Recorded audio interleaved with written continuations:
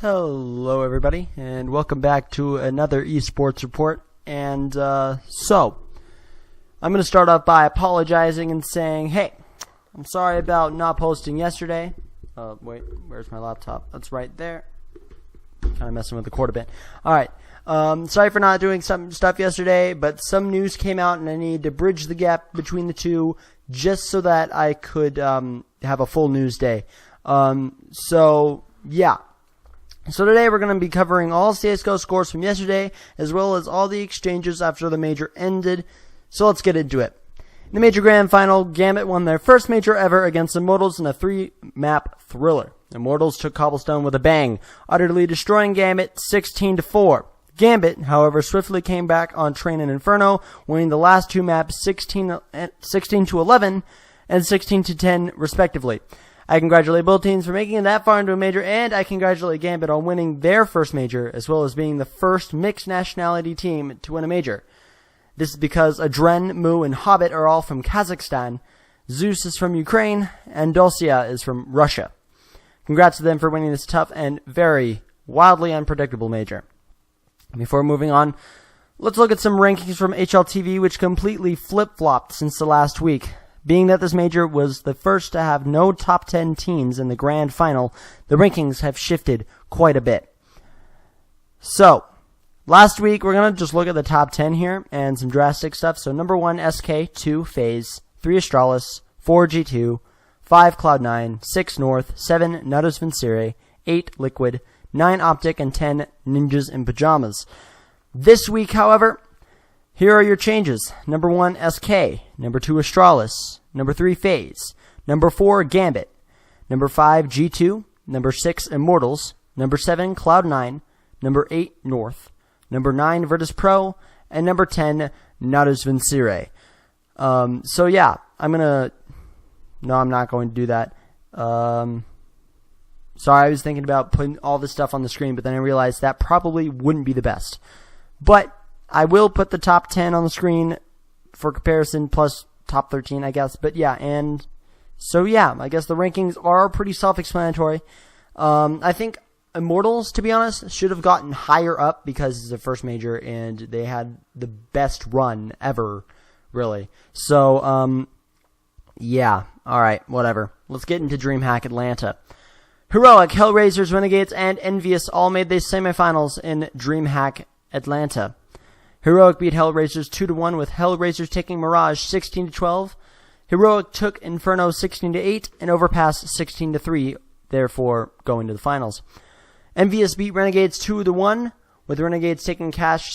It was a close match, 16-14, but Envious took Train 16-11 and Cobblestone 16-8, with them also going to the finals. In this grand final, we've got Envious and Heroic. And Envious beat Heroic 2-1 with Heroic taking Overpass 16-11. And Envious winning out the final two maps, which are Cobblestone 16-8 and Inferno 16-2. Congratulations to Envious. Alright. So, this is kind of a more fast-paced episode, but we're going to slow down a bit here. Big news, transfers. So before every major qualifier, no teams involved in the major qualifier and whatnot can transfer or trade players to remain fair. During the major, Valve prohibits any teams participating in the major from transferring anyone anywhere.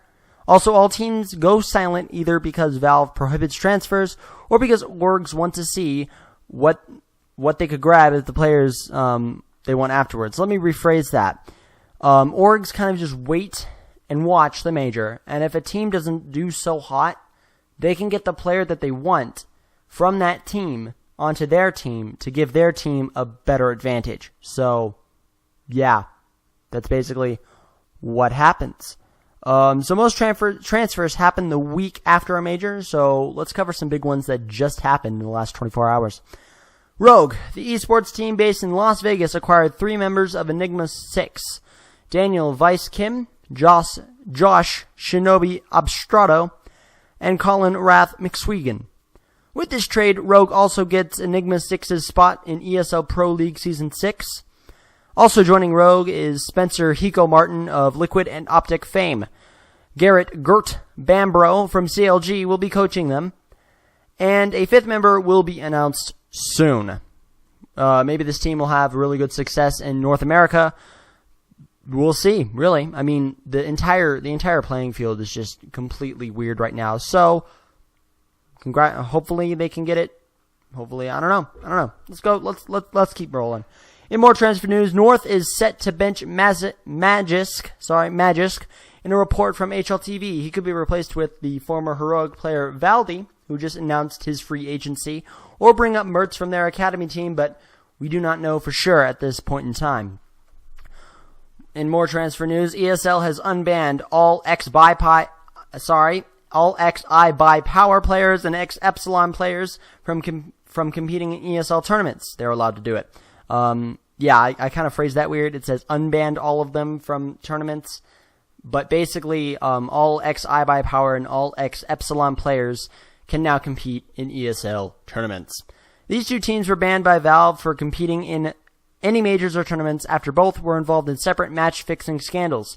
This is good because most of I by Power's players have found some roles in esports, like Dazed and Seal, who both got casting jobs recently, and also Swag, or Brax, who was banned when he was just 17. He played with Cloud9 at Beyond the Summit and did extremely well, and that started the #FreeSwag campaign. Will Swag join Cloud9 for ESL events, or will Daze join Rogue? That's what a lot of the community is thinking right now. Hopefully, we will know the answers soon, and seeing if any of these people, any of these players, can come into ESL and be back as a part of the esports community. Alright, and more transfer news. Movie Star Writers have acquired the ex-KPI team, I apologize, that won ESL Masters Spain and appeared at DreamHack Valencia. The team is, I'm sorry if I butcher any of these names, Javier Dragunov Sanchez, Francesc Don Q, Savel Garcia, Juan Meson Carlos Chacon, Alejandro Alex Massanet, Alejandro Mopos Fernandez Huejo Cano, and Chevy Spanish Fury Gonzalez. Spanish Fury is the coach, by the way. I've added Massanet, Net Alejandro Lucas Fernandez Westhope, Cano, add Chevy Spanish Fury Gonzalez to your shopping list. Okay. If you did not hear that, my Amazon Echo I said, what did I say? Oh my goodness. I just said, Alex Massanet. Yeah, see, it just activated right there. Can't stop. Alright, yeah, I should probably put my Alexa on mute. I said Alejandro Alex Massanet, and it listed every single player, and it put it on my shopping list. I will put a screenshot from my phone here. Okay. Alright, I'm going to check HLTV really quickly, just to be sure. So yeah, there's no new news at this point in recording, so this is where I'm going to end today's esports report. I do not have any clips for you. I am so sorry. Actually, hold on. Let me pull this up real quick. So it seems this past week that in PlayerUnknown's Battlegrounds, which if you don't know, it's one of the big titles in, this year actually. It's the #1 selling game on Steam right now for the past 3 months actually.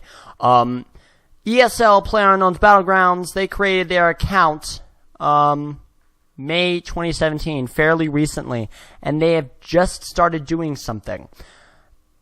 On July 21st, they have this little GIF of restricting play area in 1,440 minutes, whatever that is. But it's Germany, and the blue zone is going into the white zone, like you see in the game. And then they tweet the next day.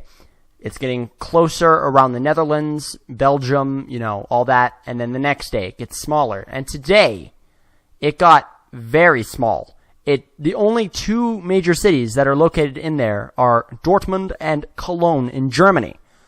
So, all I can think right now, Cologne at Gamescom, PlayerUnknown's Battlegrounds as an esports title.